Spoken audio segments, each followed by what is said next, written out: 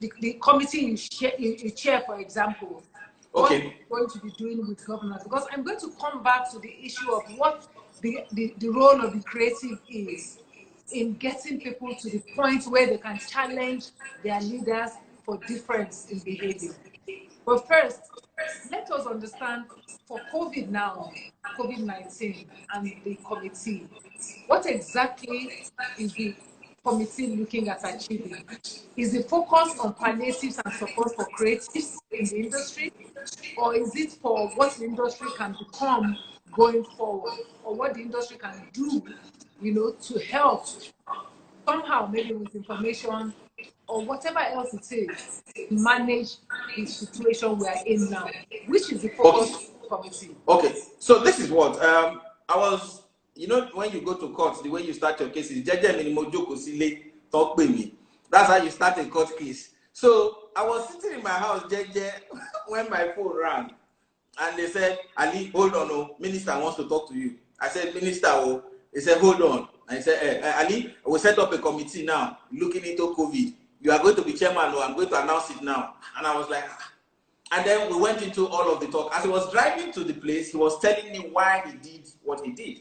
Now, I'll bring it back. So, different people have been approaching the minister, broadcasters, actors, advertisers, musicians, and all of that have been approaching and saying, we need palliative. Palliative is given in America. It is given in the UK. It is given in this thing. So we also need palliative. And the minister will say, okay, by the way, this creative sector that you people are coming from, we cannot do this piecemeal. We cannot sort out broadcasters today, sort out movie practitioners tomorrow, sort out musicians the next one, sort out this one the next day. So let's sit down and even look at this. And so when he said when he was talking to people and trying to, he got a sense that everyone wanted to fight for their own position by themselves. So broadcasters were fighting for only themselves. The non-tap people were fighting for only themselves. Publishers were fighting for themselves. The people in tourism were fighting for just tourism. And one said, the creative sector, the creative economy is larger than this. And instead of have each person coming to me, let's set up something and find out what is really wrong with the creative sector. How have they been impacted by COVID? And just bear with me as I do this. There's advertising and marketing in creative sector. There's architecture, there's crafts, there's design, which has fashion design, graphic design, product design. There's film, TV, videos, and photography. There's IT, software development, and all of that. Then you have publishing, which then encompasses printing, creative writing, and all of that. Then you have the museums and galleries and libraries. The last one is music performances. So you see, when you list all of these, you begin to find all of that, and then you then have the performing arts. Now, of all these people, if you take only the advertising or broadcasters, you will find yourself caught up in the middle, because you settle these people, these other people come, then you settle them to these other people come, then you settle them. So the mandate said he wants to find out what everybody was going through. The mandate he now gave us as a committee was, look at how this COVID-19 has impacted on the creative industry. Get a report to me and let me see if I can push the Federal Executive Council to come and intervene. Because every minister has to fight for his territory. But if you want to get the Federal Executive Council to do something for you, you have to go there and convince them that this is what is happening to the sector. Right. Now, he then found out that if the people that have been coming to fight for themselves were put in charge of this COVID-19, they would also still be fighting for themselves, because in his conversation with some of them, they did not believe that other sectors existed apart from them in the creative sector. You don't want to accept advertising as part of creative sector and marketing as part of creative sector. But that's where your copywriters are. When I asked the minister, I said, sir, why there are many people that you would have used as chairman of committee. And he said, you have worked on TV, you've worked on radio, you've done copywriting, you've acted, you've been in movies, you've worked with concert promoters, you've promoted concerts yourself, you have a restaurant, and you've worked as a cartoonist, you've worked with the press, you've been a columnist, you've been a lot of things. So you can bring all of that to bear because you're representing a lot of people. And I said, I see that, but there's a lot of disunity in it. He said, that is why you're working in this. And the people you work with, let them know that they are not representing their sectors in the committee. And truly, you have somebody like T.Y. Bello, who is in the committee, who is fighting for fashion designers, and fighting for models, and fighting for beauticians. And she's a photographer. I'm chairman of the committee. I've never mentioned in any of the committee meetings that this is what the comedians are going through. No need. All we just did was that we gave up the message and we said, everyone go out and spread the word and let people begin to fill the questionnaires and give us feedback so that we can build a report to give to the minister. You see, what is happening is there are a lot of people who think representation in the committee is what will make them be more protected. No, Dare Atalade is in the committee. Dare is speaking for musicians, he's speaking for event planners, he's speaking for actors, he's speaking for software developers, he's speaking for a lot of people. There's need for people to understand that it is not being in the committee that is what is needed. It is stating what, and which was why the minister said, do it in 3 ways. Do organizations, do individuals, and do sector leaders. The organizations are the ones that employ the practitioners, the individual practitioners. The sector leaders are the ones that represent the parapo of all those people who work in those organizations. We need to separate all of them so that we hear from everybody, because the way an organization is feeling this pandemic is different from how an individual is feeling it. And when we came to the committee and we understood that part, it was that we're not working for one sector, we're not sectoral. We're working for everybody because we want to unearth the damage of pandemic on everyone. And that was exactly what we did. You also mentioned that people thought that it was a committee for palliatives and money to be shared. And so people were fighting to be members of the committee. But as soon as they found out that it was not about sharing money, it was about giving the backdrop that could even lead them to sharing the money, a lot of them chilled out. Because what happens in Nigeria is people just want to share the money. And I've experienced that before. My challenge in all of this is that COVID, the pandemic, is a period in time. Yeah. Hopefully, all of this would pass. And the challenges in the industry really is bigger than this present time. In fact, one of the reasons why this present time is so difficult on the creatives is because those challenges predate it. Sure. So, going forward, what exactly will make a difference in the creative? I agree.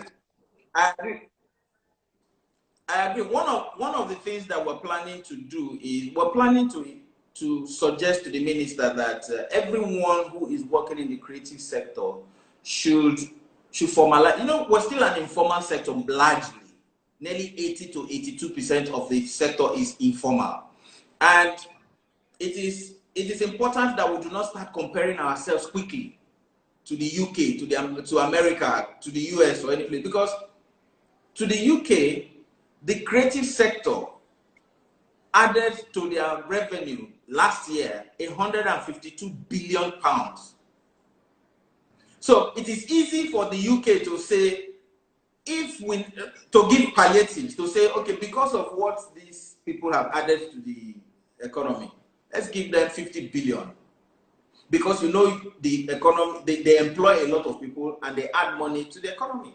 The industry in those countries have tremendous amount of support from the government in terms of in terms of regulations, in terms of tax breaks, in terms of grants and support. I know the person who runs Creative England, for example.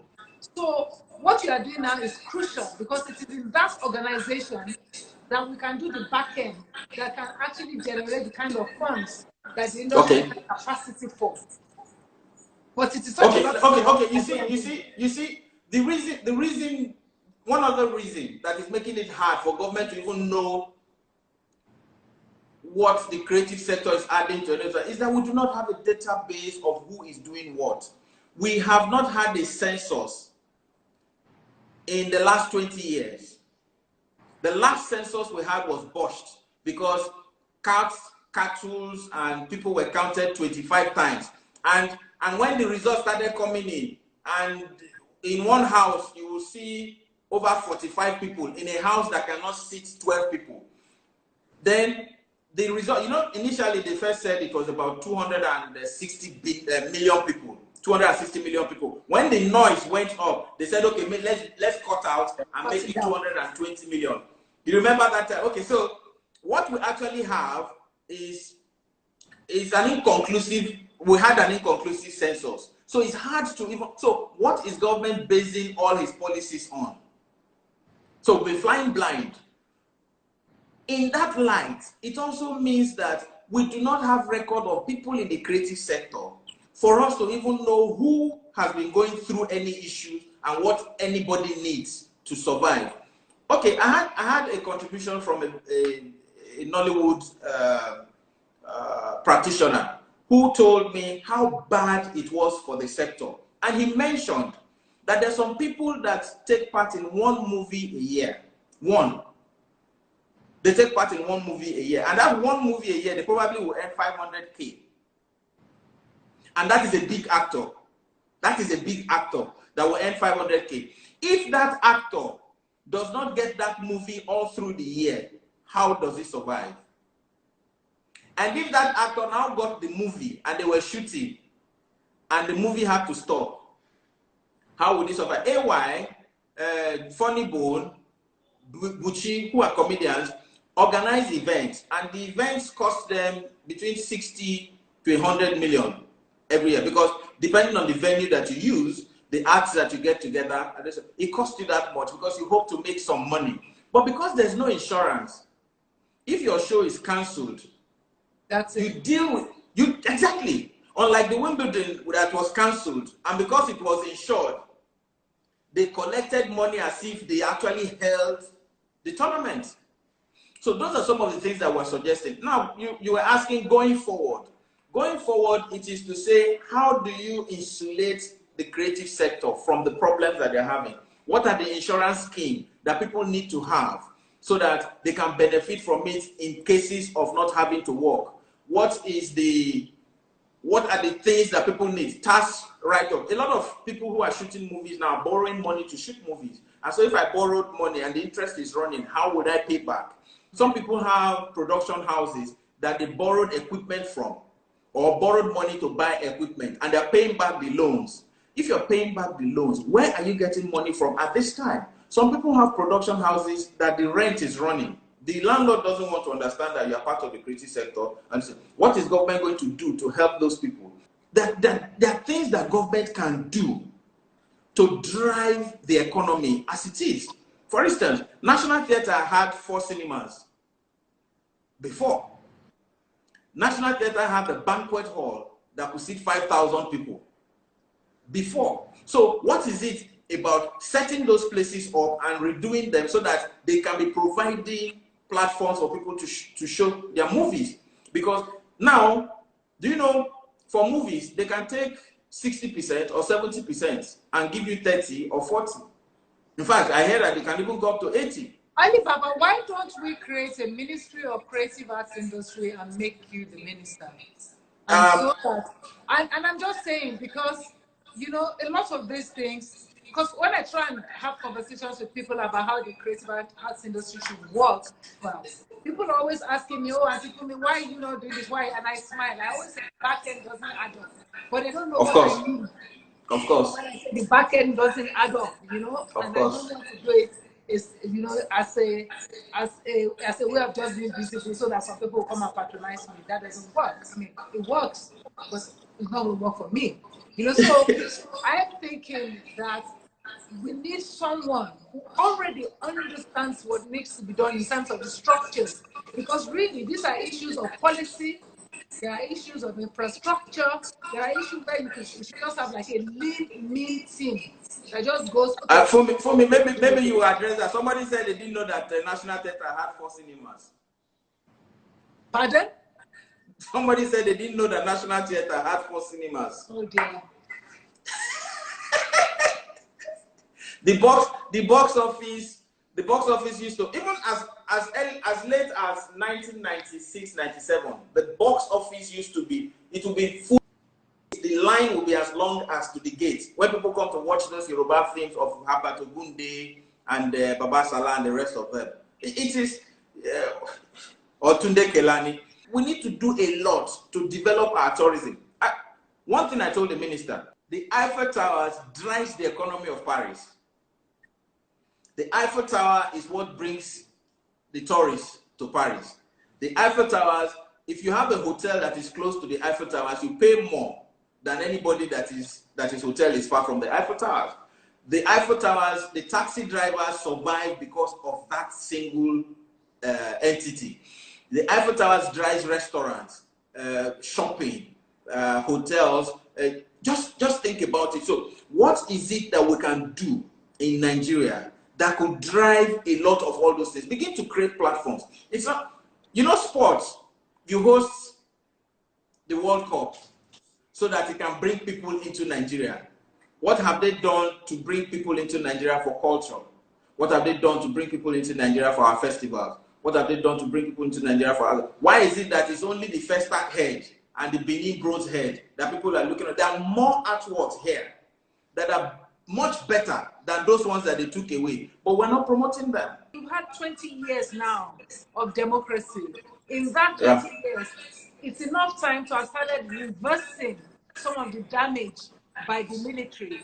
And that can only happen when you have people who actually understand what needs to be done from sector to sector, heading different parts, even if there are parastatals under those ones. Because there's a limit to what you can achieve by private sector. You do need governance. You know, you do need governance to do certain things right. And this sort of conversation, you know, I don't want a situation where we don't leave with ideas as to what we want to take forward. Because unfortunately, you have two roles to play now. You have the role as the chairman of the committee and what to recommend. You also have the role as somebody who is, you know, a leading figure in the industry in the country, especially in an area like comedy. I love comedy because what comedy does, I think, is to show us how we are, so we can decide who we want to be. You know, correct me if I'm wrong. You know, you're right. You're right. So there's that bit also, that kind of role of preparing Nigerians to become what we have capacity to be. You know, because it seems like our problems are twofold. There are the structural problems, and then there's the cognitive problems, how we see the world, and how we see our role, you know, in solving our own problems. You see, one thing is to even realize that you have a problem. There are some people, when they don't realize that they have a problem, they will continue to have that problem. And I'll use an example that will drive this home. Zacchaeus got to a place and he wanted to see Jesus, but he realized that he was short. He realized that he was short. It wasn't Jesus that said, Zacchaeus, you know you are short, go and climb the tree. So you have to use your own personal ideas to know what would you do to improve yourself. Stand-up comedy did not grow because federal government declared that stand-up comedy must grow. It is that you must apply your talent and creativity to push it up to the level that... For instance, it is not the associations that made Davido a big artist. It is not the associations that made Wizkid a big artist. These are people who have personal push. They had their creativity. They applied every other global standards to push their business out to attain the greatness that they've achieved. But when you sit back and you are waiting for something to happen, you then become the other side of what happens to people who are bereaved. For instance, when Ruth lost her husband in the Bible, Ruth did not sit at home and mourn. She was going out to pick grains and was seen. You have to do something for yourself. Even when the 10 bridesmaids were going to see the groom, there were some that decided to take extra oil. You must do something for yourself. You must be prepared. And when they ask you for it, selfishness is one thing that has put us where we are. When we had the ears of Jonathan, instead of us to say, okay, sir, we need a film village, one in Kaduna, one in Lagos or Ogun, and one in the Far East, maybe like Enugu or somewhere like that. We would have had like 3 film villages where people can shoot a movie without having to stop traffic, without having to beg for accommodation, so that if you go to a location, you can finish a movie in 1 week. But you see, at that time, instead of us to take advantage of that opportunity, we were asking for personal gains. Those are the problems. So when you talk about the 2-pronged issues that we have, one on the side of government of not providing platforms and the enabling environment, we still have the individual side. And that individual side is one of the things that is costing us where we are. Okay, I've got to run. I mean, they're telling me to go. I have one quick question I want to ask you before I go. Why do we not have as many female comedians in Nigeria as we do the male comedians? Why does it not seem to deal with women as much? I think it's a problem of we are still a male-dominated society. We're still a male-dominated society, and most times even the women are not helping. Lepasho's boss told me one time that someone called her for an event. Someone said he needed an MC for an event, a wedding, and when Lepasho's landed and they said this is the MC, the woman said, "Oh, baby, no, that is a woman." Then you still think about cases where I'm invited for an event and then they say we want 2 MCs, and I say, okay, I will bring this female comedian to come work with me as comedian. They say, no, I don't want a woman coming to crack jokes. So this is a woman that is refusing to accept a woman to crack jokes because they feel like there are certain things a woman shouldn't be doing. I told the man one time when the man was telling me, how can that girl be talking to me like that? Do you know that I have a mate at home? Now, when we got on the flight, I knew who was flying the plane. I knew the lady pilots that was flying the plane. When we got to Abuja and we came down, I asked him, I said, sir, how was the flight? He said, oh, I enjoyed it. I said, do you know that it's a woman that flew the plane? He said, how? I said, it's a woman that flew the plane. I said, and they will soon fly back. He said, no. I said, we can go back now. So we went to the cockpit and we looked at them and we said, hi, and they waved, 2 of them. The man said, hi. Because you see, there are people who still believe that it's a male-dominated society and women should not hold certain positions. There are people who still think like that. So part of that committee recommendation could be that there would be sort of like grants, special grants for women in the industry because they would have a harder amount of work to do. So that would they need it. They actually do need. They need a lot of support. Even female politicians go through that because the time that the female politicians who want to hold meetings, the men will say no. Let's hold the meeting at 4 a.m., 5 a.m. What responsible woman will be going for meetings at 8 a.m. and 4 a.m. when you can have that meeting at 12? You know. Yeah. So and because of that time, people also believe that because we work late. So the MC, as a male comedian, will perform till about like 1 or 2. Some of the people will feel like, we can't leave a female comedian to be going home at that time. Meanwhile, some of these female comedians are harder than the guys because women are harder than men. Trust me, women are stronger in ways that men will never understand. No, I know. I was born after 7 sisters, so I know. So all right, I've got to go. It's really good to see you. I haven't seen you in years. We should catch up. I'm around now, and there's so much to do and talk about, my brother. It's good to see you again. Good to see you. But the committee is working hard. We had an issue. We had an issue with people who did not understand the mandate because they didn't understand the mandate. They resented the committee at the time.